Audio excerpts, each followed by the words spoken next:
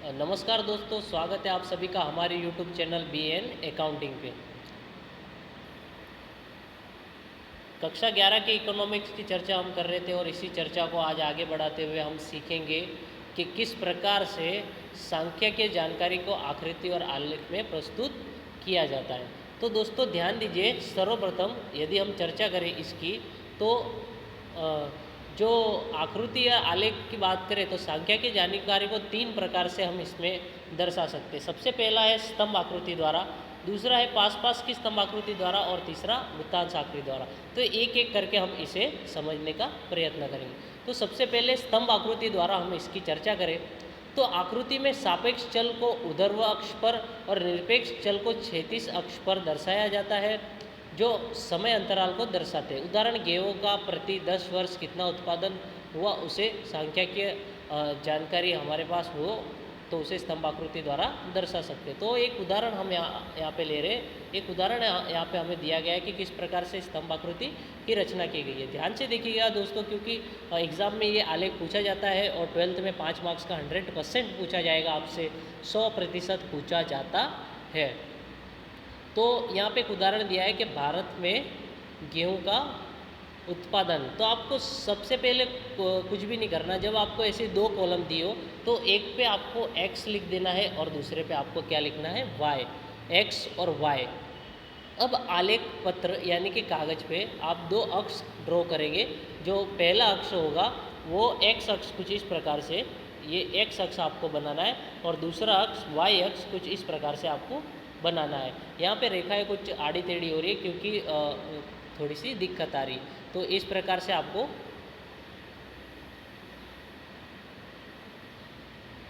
इस प्रकार से आपको x और y अक्ष यहाँ पे दर्शाना है। तो सबसे पहले जो x अक्ष आपने जिस कॉलम को नाम दिया है, जिसको आपने x अक्ष नाम दिया है, उन सारी की सारी जानकारी को आपको यहाँ पे दर्शा देना है। जैसे कि यहाँ पे दर्शाया है 1970 को यहाँ पे लिखा, उसके बाद वाले वर्षों को कुछ इस प्रकार से दर्शाया गया है। अब जिसको आपने y नाम दिया, उन सभी को आपको यहाँ पे दर्शा देना है, यानी y अक्ष पे दर्शा देना है। जैसे कि यहाँ पे y अक्ष पे किस प्रकार दर्शाना है कि आपको पहले आंकड़ों का अनुमान लगाना है कि आंकड़े कहाँ से कहाँ तक गए। तो आंकड़े यहाँ पे कहाँ से कहाँ तक गए, तो देखिए 23 से शुरू हो रहे और 89 यानी कि 89 पे ख़त्म हो रहे। तो हमने प्रत्येक सेंटीमीटर 10 इकाई यहाँ पे ली। तो 10, 20, 30, 40 ऐसा 100 तक हम यहाँ पे y पे लिखेंगे। अब एक के बाद एक आलेख बनाना हम शुरू करेंगे। तो सर्वप्रथम जो जानकारी हमारे पास है वो है कि 1970-71 में 23.8 गया था। तो 23.8 पे हम यहाँ पे 23.8 तक यह स्तंभ बना देंगे। तो प्रथम स्तंभ हमारा इस प्रकार से कुछ बन जाएगा। ये दर्शाता है कि इतना उत्पादन हुआ था। अब उसके अगले वर्ष की बात करें तो 36.3 यानी 36.3 तक यहाँ पे उत्पादन हुआ था। तो वहाँ तक का हमने एक और स्तंभ यहाँ पे दर्शाया। उसके बाद 55.1 और उसके बाद जो 69.7 और 86.9 इस प्रकार के हमने स्तंभ आलेख यहाँ पे दर्शाए। इस प्रकार स्तंभ आकृति बनती है। इसके बाद जो आकृति बनती है वो है पास की स्तंभ आकृति।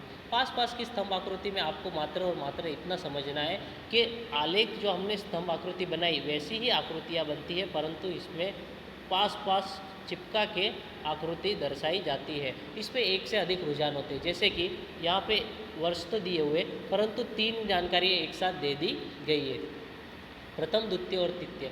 अब इन तीनों को हमें पास आलेख बनाकर दर्शाना है। तो चलिए उदाहरण देखते हैं इस आलेख का। सर्वप्रथम यहाँ पे देखें तो यहाँ पे वर्ष और ज्ञान का प्रमाण स्त्री पुरुष और कुल में दिया गया है। सबसे पहले यहाँ पे जानकारी को पढ़े, छोटा कर देता हूँ थोड़ा मैं इसे, जानकारी को पढ़े तो सबसे पहले यहाँ पे हमें एक जानकारी दी है 1951 की। उसमें पुरुष, स्त्री और कुल, इन 3 जानकारी को हमें दिया गया है और आलेख में कुछ इस प्रकार से दर्शाया गया है कि जो स्त्री है वो कुल 31% तक पड़ी हुई है और देश में जो स्त्री है वो स्त्री की संख्या इस स्तंभ द्वारा दर्शाई गई है और कुल की संख्या इस स्तंभ द्वारा दर्शाई गई है। और बीच में आपको जो छोटा है उसमें पुरुषों की जो ज्ञान की संख्या है वो इस प्रकार से दर्शाई गई है। यानी प्रत्येक स्तंभ को पास पास में जोड़ जोड़ कर यहाँ पे आकृतियाँ बनाई जाती है। इसे पास पास की स्तंभाकृति कहते हैं। यहाँ समझाना थोड़ा मुश्किल हो रहा है, परंतु जब आप मुझसे मिलेंगे तो मैं इसे संपूर्णतः आपको समझा दूंगा। इसके बाद जो आखिरी आकृति हमारे सामने जो आती है वो है वृत्तांश आकृति। यह भी आपके एग्ज़ाम के पॉइंट ऑफ व्यू से काफ़ी इंपॉर्टेंट है। 12वीं में भी आपको यह तीनों की तीनों आकृति पूछी जाती है 100%, इसमें कोई दो राय नहीं है।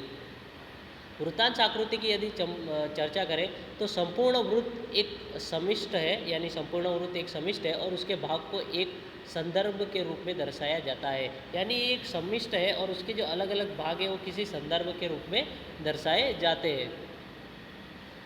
तो वृत्तांश आकृति की रचना होती है इस प्रकार। वृत्तांश आकृति की रचना होती है। वृत्तांश का अर्थ है वृत्त का अंश, यानी वृत्त के अलग अलग अंशों, अलग अलग हिस्सा बना के वृत्तांश आकृति को दर्शाया जाता है। उदाहरण, भारत के राष्ट्रीय आय को 3 महत्वपूर्ण क्षेत्रों का योगदान नीचे दर्शाया गया है। या भारत की राष्ट्रीय आय कैसे बनती है? कृषि क्षेत्र, उद्योग क्षेत्र और सेवा क्षेत्रों को मिला के। तो इसमें सबसे अधिक सेवा क्षेत्र का महत्व होता है। तो इस वृत्त को हमने इस प्रकार से बांट दिया कि 3 अलग अलग हिस्से बन जाए। तो सबसे बड़ा हिस्सा जो है सेवा क्षेत्र को रखा हमने, उसके बाद जो औद्योगिक क्षेत्र को रखा और सबसे कम कृषि क्षेत्र को। इस प्रकार से हमने ये वृत्ताकृति दर्शाई। तो इस प्रकार से वृत्ताकृति बनती है। तो आपने जिस प्रकार से तीनों आकृति सीखी, सबसे पहले आपने सीखी स्तंभ आकृति, जिसमें अलग अलग स्तंभों द्वारा जानकारी को प्रदर्शित किया जाता है। उसके बाद आपने सीखी पास पास की स्तंभ आकृति, जिसमें पास पास स्तंभ बनाकर अलग अलग जानकारियों को दर्शाया जाता है। अंत में आपने सीखी वृत्तांश आकृति। यह वृत्त बनाकर अलग अलग अंश बनाकर दर्शाई जाती है। तीनों की तीनों आकृति 12th बोर्ड के लिए बहुत ज़रूरी है। आपकी 11वीं मजबूत होगी तो ही आप 12th में अच्छे स्कोर कर पाओगे। तो प्लीज़ इस वीडियो को अगर ना समझ में आए तो एक बार फिर से देखिए, और फिर भी ना समझ में आए तो हम है ही, जब आपकी मुलाकात हमसे होगी तो अच्छी तरह से इस पॉइंट को हम समझा देंगे। तो बहुत बहुत शुक्रिया आपका हमारे साथ जुड़ने के लिए। हंसते रहिए, स्वस्थ रहिए और पढ़ते रहिए। धन्यवाद।